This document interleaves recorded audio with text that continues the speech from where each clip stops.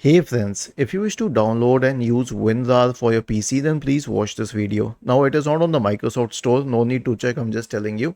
So just open any browser and search for WinRAR download, okay?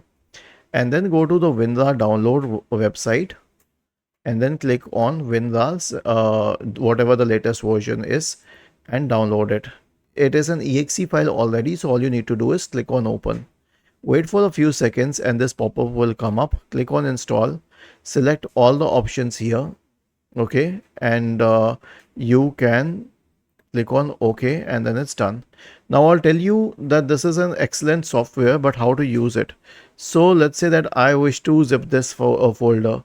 Right click on it, select WinRAR, select add to archive, and it will show you the format. You can select zip or WinRAR or any other format that you would like to.